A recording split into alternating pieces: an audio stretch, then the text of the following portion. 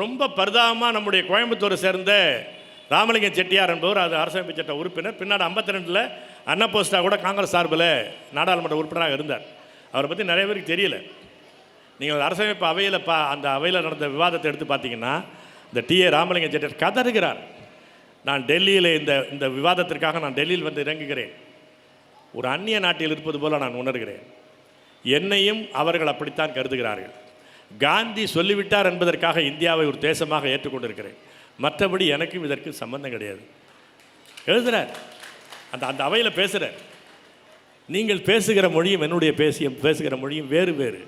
இன்னும் சொல்ல போனால் இதை ஆட்சி மொழி ஆக்க வேண்டும் என்று துடிக்கிறீர்களே, அதைவிட மிகப்பெரிய இந்த இலக்கிய வளமும் ஆட்சி சொல் வளமும் கொண்டிருப்பது எங்களுக்கு ஒரு ஆட்சியை நிர்வாகம் பண்ணி ரொம்ப காலம் நடத்திட்டு இருக்கிறவங்க நாங்கள். இங்கே தான் வாரியம்னு சொல்லிருக்குது. இவெல்லாம் கண்டுபிடிக்கிறதுக்கு முன்னாடி வாரியம் இப்படி ஆட்சி சொல் என்பது எங்களிடம் இருக்கிறது. உங்களிடமிருந்து கற்றுக்கொள்ள வேண்டிய அவசியம் என்கிட்ட கிடையாது. வளமான மொழி எங்களுடைய மொழி. ஆனால் காந்தி சொன்னார், காந்தி சுடப்பட்ட அந்த உணர்ச்சியான நேரம் அது. காந்தி சொன்னார் என்பதற்காக இந்தியை நான் ஏற்றுக்கொள்கிறேன். இவ்வளவு சித்திரவதை செய்திகளே நான் பேசுகிறேன். அவன் என்னன்னா சமஸ்கிருத மயமாக்கப்பட்ட இந்தின்னு வேற பேசுகிறான். ஹிந்தி நம்பர் தான் வேணும்னு பேசுகிறான். அவ்வளவு தொந்தரவு. நீங்கள் அவர் ராமலிங்க செட்டியார் பேசுகிறத கேட்டிங்கன்னா ரத்த கண்ணீர் தான் வரும். போய் ஒரு அடிமை சிக்கிக்கிட்டு கதறுவான் பாருங்க, அந்த கதறல் தான் ராமலிங்கத்தினுடைய பேச்சு. இவர்கள் சமரசமாக இங்கிலீஷ் இருந்துட்டு போட்டுன்னு கேட்டாங்க. அதில் தான் 15 ஆண்டுக்கு வச்சுக்கண்ணா 1965 வரையும் Hindi in Devanagari script shall be the official language. English will continue as associated official language. ஒரு இணையாட்சி மொழியாக 15 ஆண்டுகளுக்கு நீடிக்கும். அவ்வளோதான். அதன் பிறகு அந்த போராட்டம் 65 போராட்டத்துக்கு பிறகு நீடிச்சுக்கிட்டே இருக்கிறான். எந்த காலத்திலும் தமிழ் ஆட்சி மொழி கிடையாது. நம்ம அதை எதிர்த்து போராடி அந்த திராவிடம் என்ன ஆயிடுச்சு, ராஜாஜி சொல்கிறது எவனும் சொல்கிறான். ஹிந்தி எவர் நெவர், இங்கிலீஷ் எவர் தான். ஹிந்தி எப்போதும் வேண்டாம், இங்கிலீஷ் எப்போதும் இருக்கட்டும், தமிழ் எப்போயும் வர வேண்டாம். 2 பேருக்கும் அதுதான். இப்போ இந்த ஜிஎஸ்டி இப்போ நீங்கள் என்ன பேசுகிறான்னா அப்படியே தான் நம்மகிட்ட சொல்லுவான்ல, ராஜபக்சே சொன்னார்ல, நீங்கள் ஏங்க சண்டை போட்டுக்கிட்டு சாவறீங்க, எங்கள் நாடாளுமன்றத்துக்கு தேர்ந்தெடுக்கப்பட்டு வாங்க, இலங்கை நாடாளுமன்றத்தில் பேசுங்க, பெரும்பான்மை ஆதரவு பெறுங்க, நீங்கள் தனிநாடு கூட வாங்கிட்டு போயிருங்களேன் அப்படின்னு ராஜபக்சே பேசுனான். ஏன்னா அவனுக்கு நல்லா உறுதியாக இருக்கிறான். ஏன்? பெரும்பான்மை சிங்களர்கள். நீ என்ன பரட்டி போட்டாலும் எல்லாருமே ஒரே உரிமை குரல் கொடுத்தாலும் தமிழர்கள் எண்ணிக்கையில் குறைவு. அதுதான் இந்தியாவிலையும். அப்போ எண்ணிக்கை ஜனநாயகம் என்பது எல்லா நேரத்திலும் ஜனநாயகம் கிடையாது. சுதந்திரத்தை போராட்ட காலத்தில் அவர்கள் சொன்னது தான், காங்கிரஸ் கட்சி சொன்னது தான், காந்தி திரும்ப திரும்ப சொன்னார். 46 வரையிலும் காங்கிரஸ் கட்சியினுடைய தீர்மானம் அதுதான். என்ன தீர்மானம்? நீங்கள் தனித்தனியாக இருந்த நாடுகள் துப்பாக்கி முனையில் ஒருங்கிணைக்கப்பட்டு பிரிட்டிஷ் இந்தியாவாக மாறியது. அப்படியே அது விடுதலை பெற போகிறோம். விடுதலை பெறுகிற போது ஏற்கனவே மொழி அடிப்படையில் இருந்த தாயகங்கள் தனித்தனி நாடுகளாக இருந்தால் என்ன உரிமையும் என்ன அதிகாரமும் என்ன சுயமரியாதையும் இருக்குமோ அதெல்லாம் விடுதலை பெற்ற இந்தியாவில் இருக்கும். பிரிந்து போகிற உரிமையை மட்டும் கேட்காதீர்கள் என்று தான் காந்தி சொன்னார். அதுதான் 1946 வரையிலும் இவருடைய தீர்மானம். இவர்கள் தீர்மானம் அல்ல, கம்யூனிஸ்ட் கட்சியினுடைய சென்ட்ரல் கமிட்டி தீர்மானம் அதுதான், முஸ்லீம் லீக் தீர்மானமும் அதுதான், அக்காடுதல் இயல்பாகவே ஒரு மாநில உரிமை கட்சி அதுவும் தீர்மானம் அதுதான். அன்றைக்கு இருந்த அரசமைப்பு அவையில் பின்னாலே பங்கு பெற்ற எல்லா கட்சிகளும் இந்தியாவை ஒரு கூட்டரசாக மாற்றுவதற்கு சம்மதம் தெரிவித்தவர்கள் தான். ஆனால் 2 காரணங்கள். ஒன்று, ஆட்சி அதிகாரம் கைக்கு வருகிறது என்ற நிலையில் இவர்கள் உண்மை முகத்தை காட்டினார்கள். நேருவும் பட்டேலும் மற்றவர்களும் அவருடைய உண்மை முகத்தை காட்டினார்கள். அதிகாரம் கிட்டத்தில் வந்த பிறகு இனிமேல் யாருக்கும் அதிகாரம் கொடுத்து விடக்கூடாது என்ற முடிவுக்கு போனார்கள். இன்னொன்று, அன்றைக்கு பாகிஸ்தான் இந்தியா என்ற 2 நாடுகள் உருவான போது அதை தொடர்ந்து வந்த மத கலவரங்கள், படுகொலைகள், இது ஒரு கொந்தளிப்பான நிலை. அதை ஒட்டி காந்தியார் படுகொலை செய்யப்பட்டது. இந்த மாதிரியான சூழலில் இந்த அரசமைப்பு சட்டம் உருவாக்கப்பட்ட போது எதிர்கேள்விகளே இல்லாமல் அது உருவாக்கப்பட்டது. அதை பற்றி அரசமைப்பு அவையில் பேசுகிறார்கள். சில ஆண்டுகளுக்கு முன்னால் என்னை சந்தித்த ஒரு விவாதத்திலே சந்தித்த இந்திய அரசனுடைய உளவுத்துறை அதிகாரி சொன்னார், இந்திய அரசனுடைய இராணுவ உளவுத்துறை அதிகாரி அவர் சொன்னார், நாங்கள் உங்களை விட உங்களுடைய மொழியை பார்த்து தான் அச்சப்படுகிறோம்.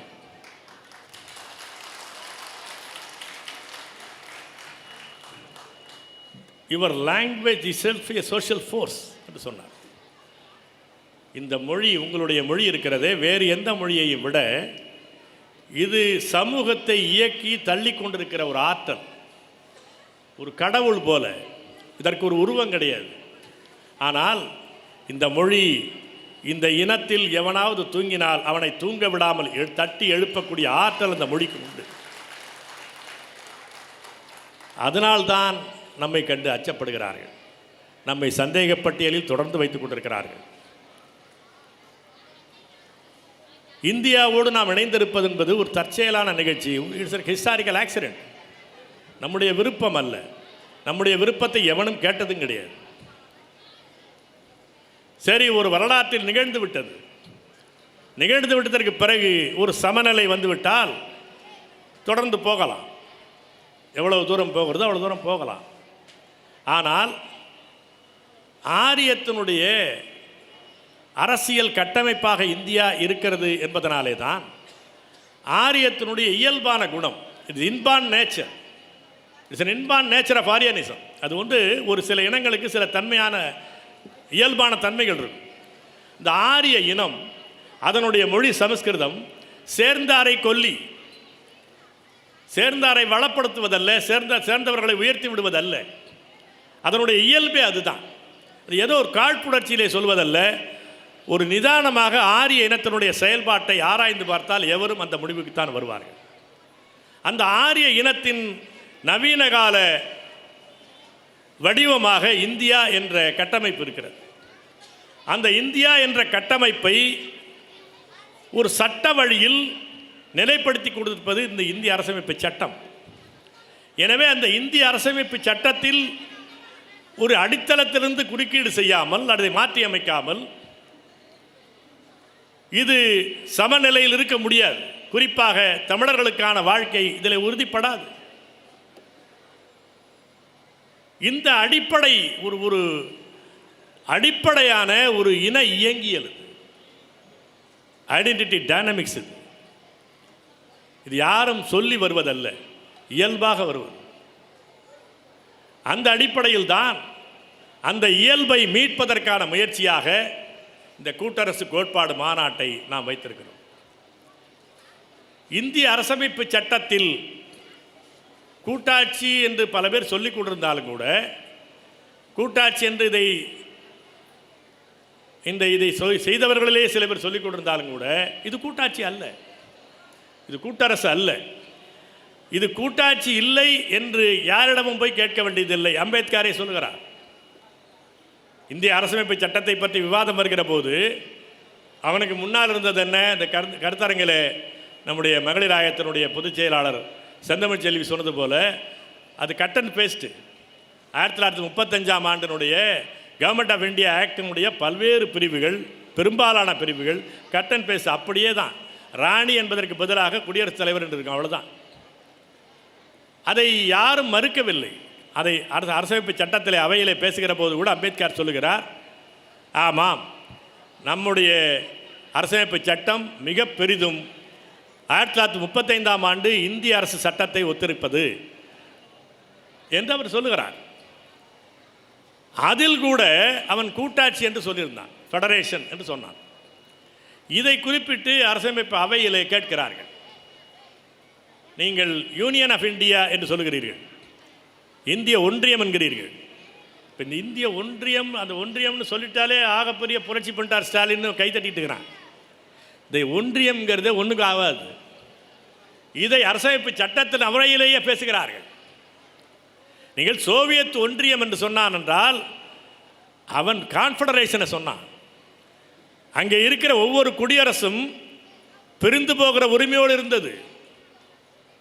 ஒவ்வொரு குடியரசுக்கும் அதில் இருந்த பல்வேறு முக்கியமான குடியரசுகளுக்கு சோவியத் யூனியன், சோவியத் ஒன்றியத்தின் சார்பில் ஐநாவிலே பிரதிநிதிகள் இருப்பார்கள். பைலோரஷியாவின் பெயரில் அசர்பைஜான் சார்பில் இன்னொரு பிரதிநிதி ஐநாவில் இருப்பார். அப்படி எந்த நாட்டில் இருந்தது கிடையாது. அந்த நாட்டிலே கூட ஒரு கட்சியை வைத்து ஒரு மொழியை திணித்ததுனால 90களில் அந்த நாடு பிரிந்தது. ஆனால் இங்கே ஒன்றியம் என்ற பெயராலே அதை வைக்கிற போது கேள்வி கேட்டார்கள். ஏன் கூட்டரசு என்று சொல்லக்கூடாது, ஃபெடரேஷன் என்று அதை அமைக்கக்கூடாது என்று கேட்டபோது வரைவு குழுவினுடைய தலைவர் அம்பேத்கர் சொன்னார், நீங்கள் அம்பேத்கரை பொறுத்தளவில் மிக தெளிவாக ஒன்றை புரிந்து கொள்ள வேண்டும். அவர் சமூக நீதிக்கு நின்றவர், தொழிலாளர் உரிமைக்காக குரல் கொடுத்தவர். ஆனால் அரசமைப்பு சட்டம் என்று வருகிற போது நேருவை விட மைய அதிகார குவிப்புவாதி அவர். மனிதர்கள் கலப்படமானவர்கள் தான். நம்ம ஒரே அப்படி ஸ்ட்ரைட் லைனில் நம்ம சினிமா வில்லன் கதாநாயகன் மாதிரிலாம் கிடையாது. அப்படி மொத்தமாக வில்லனாக இருப்பார், மொத்தமாக கதாநாயகன் அப்படிலாம் ஒன்றும் கிடையாது. அவருடைய கருத்துகள் மொழி வழி மாநிலத்தையே எதிர்த்தவர் அம்பேத்கர். இன்னும் சொல்ல போனால் மொழி வழி மாநிலம் தவிர்க்க முடியாது என்று வந்த பிறகு அப்படி அமைத்தாலும் அமைத்துக் கொள்ளுங்கள், எந்த மாநிலத்திலும் ஆட்சி மொழியாக இந்தியா இருக்கட்டும் என்று சொன்னவர். இந்த அம்பேத்கர் வால்யூம்ஸை படிச்சு பாருங்க, தெரியும்.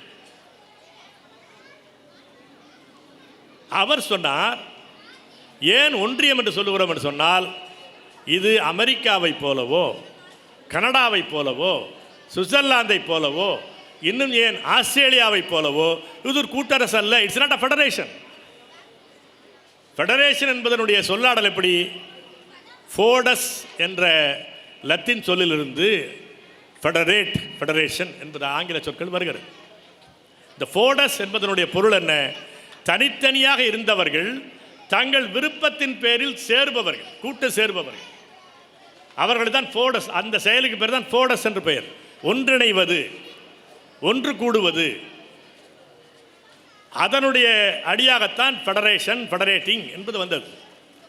அந்த அடிப்படையில் அம்பேத்கர் விளக்கினார் அரசமைப்பு அவையில், இது அமெரிக்காவை போல தனித்தனி நாடுகளாக இருந்து விடுதலைக்காக ஒன்று சேர்ந்து ஐக்கியப்பட்ட பல நாடுகளின் கூட்டமைப்பு அல்ல. நீங்கள் அமெரிக்கா என்பது என்ன? அமெரிக்க ஐக்கிய நாடுகள் என்று சொல்வார். அப்படியான ஒன்று அல்ல. சுவிட்சர்லாந்து போன்றதும் கிடையாது. இந்த கனடாவை போலவோ ஆஸ்திரேலியாவை போலவோ இதை சொல்ல முடியாது. இது கூட்டரசு தோற்றம் உள்ள சாரத்தில் ஒற்றையாட்சி தான் என்பதை அம்பேத்கரே ஒத்துக்கொள்கிறார். It's an unitary government with some federal features, அவ்வளவுதான். இது பின்னாலே கேசி வியரும் சொல்கிறார், சட்ட வல்லுநர். எனவே இது கூட்டாட்சி என்று சொல்வது ஒரு பழக்கத்தின் காரணமாக சொல்லுகிறோமே தவிர, இது அமைகிற போது சில அதிகார பகிர்வுகள் மேலோட்டமாக சொல்லிவிட்டு மாநிலங்களுக்கு இந்த அதிகாரம், நீங்கள் எந்த கூட்டாட்சியில் எப்படி இருக்குன்னா, அதில் உறுப்புகள், அது ஃபெடரல் கவர்மெண்ட், கூட்டரசு, கூட்டாட்சி அரசு என்பது ஒன்று இருக்கும், கீழே மாநில அரசு என்று இருக்கும். இந்த ரெண்டுக்குமான அதிகார பகிர்வு இருக்கும் அந்த சட்டத்தில். அந்த பகிரப்பட்ட அதிகாரத்திற்குள்ளாக இந்த ரெண்டு உறுப்புகளுக்கும் இடையில் இறையாண்மை இருக்கும். as far as their powers are concerned, they are sovereign என்று தான் சொல்லுவான். ஒரு மாநிலத்தினுடைய அதிகாரத்தை பொறுத்தளவில் கூட்டாட்சி அரசு தலையிட முடியாது. எந்த இடத்துலையும் சரிதான். ஒரு அதிகாரத்தை பிரித்து மாநிலத்துக்கு என்னென்ன அதிகாரம் என்று பட்டியல் போட்டான்னா அந்த அதிகாரத்திற்குள் கூட்டாட்சி அரசு தலையிட முடியாது. அந்த எல்லையை பொறுத்தளவில், அந்த அதிகார எல்லையை பொறுத்தளவில் அந்த உறுப்பு, அந்த மாநிலம் என்ற உறுப்பு இறையாண்மை உள்ளது. There sovereign part of the constitution சொல்லுவான். அதே போல ஒன்றிய அந்த கூட்டாட்சி அரசுக்குள்ளே மாநில அரசாங்கம் தலையிட முடியாது. எங்கேயுமே இல்லாமல் இந்திய அரசில் என்ன வச்சிருக்கிறான்னா ரெண்டு பிரச்சனையும் வச்சிருக்கிறான். ஒன்று, மாநிலங்களுக்கென்று பிரித்து அளிக்கப்பட்ட அதிகாரத்தில் தேசிய முக்கியத்துவம் வாய்ந்தது என்று நாடாளுமன்றம் கருதினால் அந்த சட்டமன்றத்தையும் அந்த மாநில அரசாங்கத்தையே கேட்காமல் அந்த மாநிலம் பொறுத்த சட்டத்தை பார்லிமெண்ட் ஏற்றிக்கொள்ளலாம். அது ஆட்சி கலைத்ததற்கு பிறகு இல்லை. இப்படி ஒரு ஆட்சி இருக்கிற போது, தேர்ந்தெடுக்கப்பட்ட ஒரு ஆட்சி இருக்க போது, செயலில் இருக்கிற போது, இந்திய ஆட்சி ஒன்றிய ஆட்சின்னு சொல்கிறாள், அந்த ஒன்றிய ஆட்சி தான் விரும்புகிற சட்டத்தை தேச பாதுகாப்பு, தேச நலன் கருதி, இந்த இன்ட்ரெஸ்ட் ஆஃப் த நேஷன் என்று சொல்லிவிட்டால் நாடாளுமன்ற சட்டம் ஏற்றிக் கொள்ளலாம். அது மாநில அரசாங்கத்தினுடைய பட்டியலில் இருந்தாலும் கூட சரிதான் என்று அதில் ஒரு உறுப்பு வச்சிருக்கிறான் 249. அதற்கு பிறகு 251 வைத்திருக்கிறான். அதில் என்ன சொல்கிறான்? இரண்டு உறுப்புகளுக்கு இடையில் இருக்கக்கூடிய நிர்வாக அதிகாரம் பற்றிய பிரச்சனை, executive powers of state and centre இருக்கிறான், ஸ்டேட் அண்ட் யூனியன் இருக்கிறான். நம்மளும் பழக்கத்தில் என்னென்னா மத்திய அரசுங்கிறோம். அவன் என்டி ராமராவ் தான் தெலுங்கு தேசம் கட்சி ஆரம்பிக்கும் போது சொன்னார், நீ மத்திய நான் விளிம்பான்னு கேட்டார். You are centre, I am பெரிஃபெரியா என்று கேட்டார். மத்தின்னு சொல்கிறதே தப்பு. இது அவர் சென்டர்னு சொல்லிட்டாலே நம்ம ஒதுக்கணும்னு அர்த்தம். அப்படி ஒரு மனக்கட்டமைப்பே உருவாக்குறான். இப்போ நம்ம ஊரில் பசங்களுக்கு நீங்கள் தமிழ்நாடு படம் வரைங்கன்னு சொன்னால் இந்தியாவை வரைஞ்சிட்டு அதில் தமிழ்நாடை வரைவான். ஏன்னா இந்தியா எப்போது இருந்தது அதனுடைய பிரிவாகத்தான் தமிழ்நாடு இருந்தது என்ற ஒரு உளவியலை நம்முடைய பாடத்திட்டத்தில் உருவாக்கி வச்சிருக்கிறான். இந்தியாவுடைய தமிழ்நாடு இந்தியாவுடைய பிரிவாக இருந்ததே கிடையாது. அதெல்லாம் பின்னால் துப்பாக்கி முனையில் சேர்க்கப்படுது. ஆனால் அந்த உளவியலே வராமல் பார்த்துக்கொள்வோம். அதுபோல் அது மத்திய அரசு, இது மாநில அரசு, இது மேலே இருக்கிற அரசு, இது கீழே இருக்கிற அரசு என்ற உளவியலை உருவாக்குவது. அந்த சட்டத்திலே ஒன்றியம்னு சொல்லிவிட்டால் கூட நடைமுறையில் சென்ட்ரல் ஆக்டும்பான், சென்ட்ரல் எக்ஸைஸ்ன்னுவான். வெவ்வேறு சட்டங்கள் வழியாக யூனியன் எக்ஸைஸ்ன்னு சொல்லணும், சொல்ல மாட்டான். சென்ட்ரல் எக்ஸைஸ், சென்ட்ரல் கவர்மெண்ட் அப்படி தான் சொல்லுவான். இப்போ அந்த முறையில் இந்த ஒன்றிய அரசனுடைய அதிகாரம் என்று வரையறுத்து மாநில அரசுக்கான அதிகாரம் குறுக்கப்பட்ட இடத்துல கூட அவன் நிர்வாக அதிகாரம் என்று பிரிக்கிற அந்த 251 என்ன சொல்கிறான்னா, சில ஆணைகளை ஒன்றிய அரசாங்கம் மாநிலங்களுக்கு பிறப்பிக்கலாம். அந்த ஆணைகளை மாநில அரசாங்கம் கடைபிடித்து ஆகணும். இப்போ நீங்கள் மாநிலத்திற்குன்னு அதிகாரம் கொடுத்துட்டா அந்த மாநிலம் தொடர்பான செய்தியிலே, மாநில அதிகாரம் தொடர்பான செய்தியிலே கூட இந்திய அரசு ஒரு ஆணை பிறப்பித்தால் அந்த மாநில அரசு செயல்படுத்தி ஆகணும். அப்படி செயல்படுத்தலைன்னா என்ன? 365 அர்த்தம் அதிலே வச்சுட்டான். அப்படி ஒரு ஆணையை செயல்படுத்தவில்லை என்று சொன்னால் 365 படி மாநில அரசாங்கத்தை கலைக்கலாம். எக்ஸிக்யூட்டிவ் பவர் என்பதற்குள்ளேயே அதை கொண்டு வந்துட்டான். நிர்வாக அதிகாரம் என்ற வகையிலே அதை கொண்டு வந்துட்டான். அதை தவிர 356 ஒன்று வச்சிருக்கிறான். தேர்ந்தெடுக்கப்பட்ட ஆட்சியை கலைப்பது என்று 356 வச்சிருக்கிறான். அப்படியானால் ஒரு தெளிவாக ஒரு மாநில அதிகாரம் என்று வரையறுக்கப்பட்டதற்குள்ளேயே இந்திய அரசு தலையிடக்கூடிய வாய்ப்பு இருக்குமானால் அது ஒரு ஸ்பெல்லிங்கில் கூட கூட்டாட்சின்னு சொல்ல முடியாது. எவனும் சொல்ல மாட்டான், அறிவுள்ளவனும் சொல்ல மாட்டான். ஒரு executive power can prevail on the state என்று சொன்னால் இட்ஸ் அ சென்ட்ரலைஸ்டு சிஸ்டம். அது எப்படி ஃபெடரல் சிஸ்டமாக இருக்க முடியும்? எனவே இந்த இந்திய அரசமைப்பு சட்டமே ஒற்றையாட்சி சட்டம் தான். அதனால தான் இன்றைக்கி மோடியால் பெரிய சட்ட திருத்தங்களே கொண்டு வந்துடாமல் எல்லாவற்றையும் நிர்வாக உத்தரவு போலவே செய்ய முடியுது. மிக அடிப்படையானதுங்க இந்த இறையாண்மைன்னு சொல்கிறோம்ல, சோவரின்டி. மன்னராட்சி காலத்தில் யார்கிட்ட இருந்துச்சு? அது அரசர்கிட்ட இருந்துச்சு. மக்களாட்சி காலத்தில் யார் சாவரின் பவர், யார் இறையாண்மை அதிகாரம் உள்ளவர்? மக்கள் தான். மக்களிடமிருந்து தான் அதிகாரம் பிறக்கிறது. ஏற்கனவே அரசர்கள் இருக்கும் போது அரசரிடமிருந்து அதிகாரம் பிறந்தது. அப்போது மக்களுக்கு பேர் என்ன? சப்ஜெக்ட்ஸ், குடிகள், குடிப்படைகள். They are subjects. ஒரு மன்னராட்சி நடக்கிறது அல்லது பிரிட்டிஷ் ஆட்சி நடக்கிறது என்றால் நமக்கு பேர் என்ன? Subjects of British India. ஆனால் ஒரு ஜனநாயகம் வந்ததற்கு பிறகு வி ஆர் சிட்டிசன்ஸ், நாம் குடிமக்கள். குடிமக்கள் என்பவர்கள் இறையாண்மை பெற்றவர்கள் இருந்தால்தான் குடிமக்கள். இறையாண்மை இல்லாதவர்கள் குடிமக்கள் அல்ல. ஆனால் தமிழர்கள், இப்போ நீங்கள் ஒரு மக்கள்னு சொன்னால் என்ன அர்த்தம்? மக்கள்னு யார் இருக்கிறா? கைகால் முளைச்சவன்லாம் மக்களா? அப்படி கிடையாது. மக்கள் என்பவர்கள் மொழியால் ஆனவர்கள். Yeah people. நீ டிக்ஷனரியை போய் பாரு. யா பீப்புள் என்ன சொன்ன என்ன அர்த்தம்? ஒரு மொழி, ஒரு வரலாறு, ஒரு பண்பாடு கொண்டு நீண்ட காலமாக வாழக்கூடிய மக்களுக்கு பேர் தான் யா பீப்புள்னு பேர். ஒரு நேஷனாலிட்டிக்கு பேர் தான் யா பீப்புள். ஒரு தேசிய இனத்திற்கு பேர் தான் யா ஒரு மக்கள் என்று பேர். அப்படியானால் இப்போ நீங்கள் இந்திய அரசமைப்பு இடத்துல என்ன வச்சுருக்கிறான்? India, that is Bharat, shall be a union of ஸ்டேட்ஸ்னு வச்சுருக்கிறான். இந்தியா அதாவது பாரதம் என்பது மாநிலங்களில் ஒன்றியம்னு ஒரு மொழிபெயர்த்துட்டான். நீங்கள் ஒரே நாள் நம்ம தமிழில் ரெண்டும் ஒரே தாங்க மொழிபெயர்க்கிறான். ஆனால் எப்படி தான் இப்படி ஒரு யோசனை வருதுன்னு தெரியல. அதனால் ஜிஎஸ்டி இங்கே பறிக்கிறான்னு சொன்னால் இன்னொரு முதலமைச்சருக்கு குரல் கொடுக்க மாட்டான். ஏன்? அவன் பயனாளி. ஹிந்தி மாநிலத்தில் இருக்க 10 மாநிலத்துக்காரன் பயனாளி. இங்கிருந்து போகக்கூடிய பணம் அவனுக்கு போகிறது. நீட்டை அவன் எதிர்க்க மாட்டான். இந்த சீட்டெல்லாம் அவனுக்கு போகுது. அவன் தானே வாங்கிட்டு இருக்கான், ஹிந்திக்காரன் தானே. நீட்டை அவன் எதிர்க்க மாட்டான். எல்லா மாநில முதலமைச்சர்களும் போட்டு கூட்டாஞ்சோறு ஆக்கிறது பாருங்க, ஆகாது. அவனும் நாமும் வெவ்வேறு திசையில் இருப்பவர்கள். நீ பேசிப்பார். இங்கே வந்து சமஸ்கிருத வாரத்தை எதிர்த்து தமிழ் தேசிய பேரியக்கம் சமஸ்கிருத எதிர்ப்பு வாரம் நடத்தினோம். அந்த அதில் கலந்து கொண்ட நண்பர்களே கூட பக்கத்தில் கேரளாவில் கொஞ்சம் பேசி பார்ப்போமே, வரமாட்டான். ஏன்? இங்கே சமஸ்கிருதத்தை நீக்கிட்டா அது தமிழ் கேரளா, அவன் எப்படி வருவான்? வரமாட்டான். எனவே இந்த சமஸ்கிருதத்தை எதிர்ப்பதற்கு எவனும் வரமாட்டான், நம்ம தான். ஹிந்தி எதிர்ப்பது என்பது எவனும் வரமாட்டான், நம்ம தான் வருவோம்.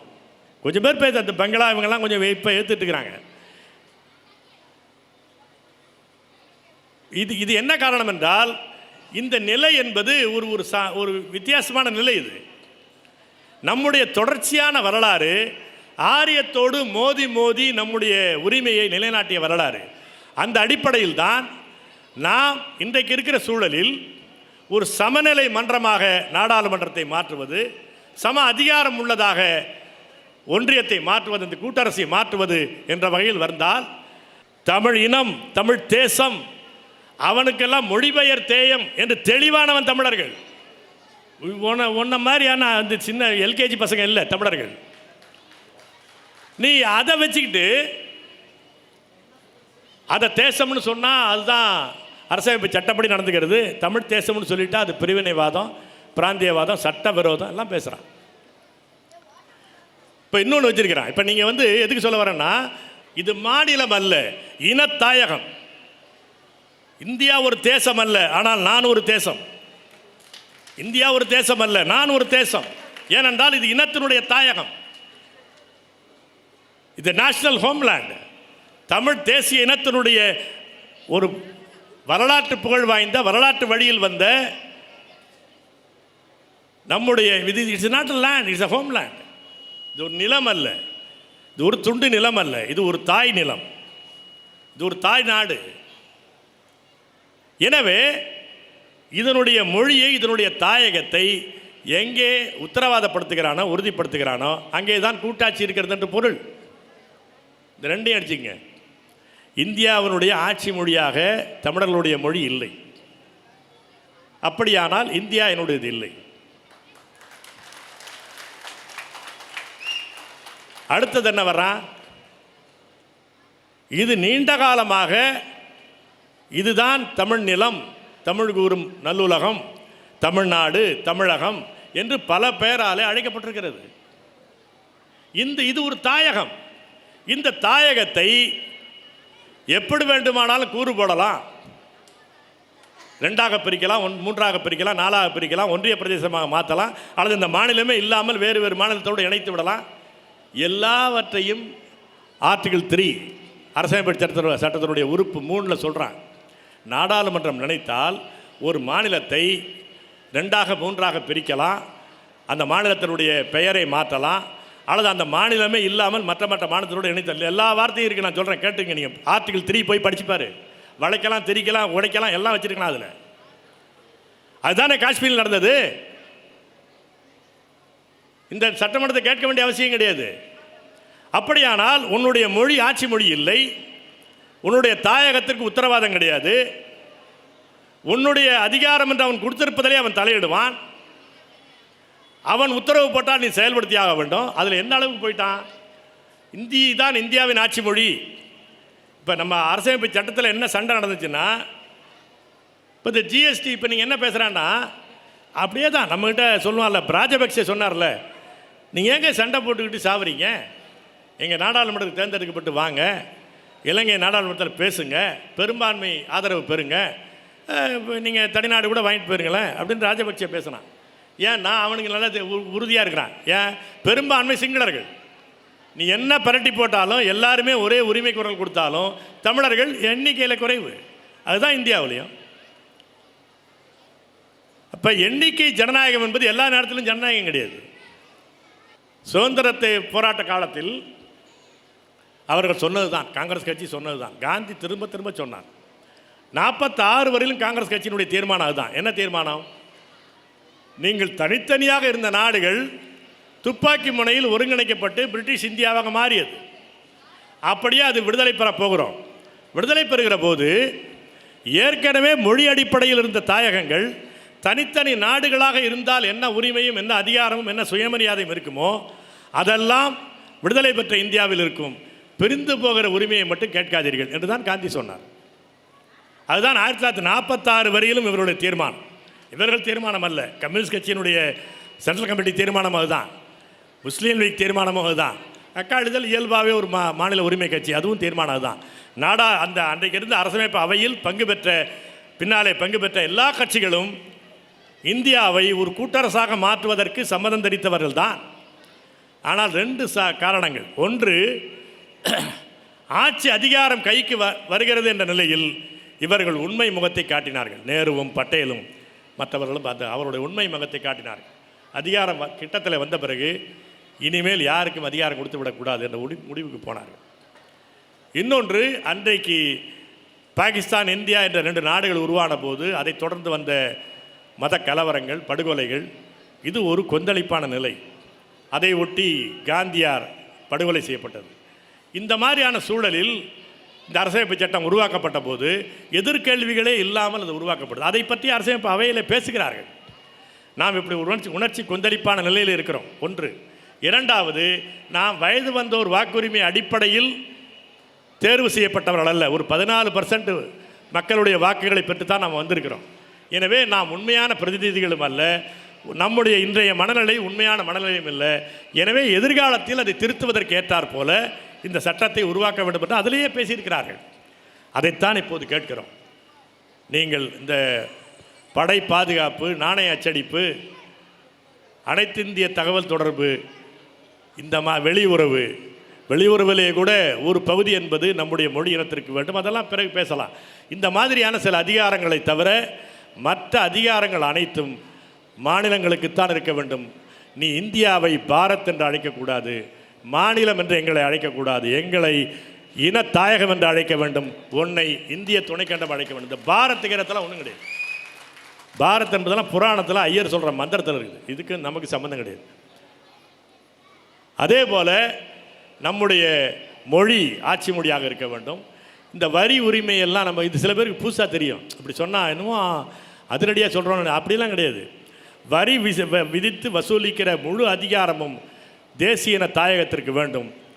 ஏன்னா அது நாம் சொல்லக்கூடிய அதிகார பிரிப்பினுடைய அடிப்படையில் நமக்கான அதிகாரங்கள் தான், நம்முடைய வேலைகள் தான் அதிகம். நாட்டு பாதுகாப்பு அது மாதிரியான சில செய்திகளுக்கு பணம் வேண்டும்னு சொன்னால் 5 ஆண்டுக்கு நீ ஃபைனான்ஸ் கமிஷன் போடுறீல்ல, அதுக்கு பதிலாக உல்டாவா ஃபைனான்ஸ் ஷேரிங் கவுன்சில் போடு, எல்லா மாநிலமும் பேசுவோம். எனக்கு இந்த வருமானம் வருது, அவனுக்கு இந்த வருமானம் வருது, உனக்கு இந்த தேவை இருக்குன்னா ஆளுக்கு இப்போ ஷேர் பண்ணிக்குவோம், முடிச்சுட்டு போயிடுவோம், அவ்வளோதான். ஃபைனான்ஸ் ஷேரிங் கமிட்டி போடு, ஃபைனான்ஸ் கமிஷன்லாம் போடாத. எல்லா வரி வசூலிக்கிற அதிகாரமும் மாநிலத்திற்கு தான் வேண்டும். அப்படிப்பட்ட முறையில் மாற்றி அமைக்கணும். இந்த கங்கரண்ட் லிஸ்ட்னு ஒன்று சொல்கிறான் பாருங்கள், கூட்டு இந்த ஒத்திசைவு பட்டியல், அப்படி ஒரு பட்டியலே இருக்கக்கூடாது. அது கூட்டாட்சியே கிடையாது. நன்றி, வணக்கம்.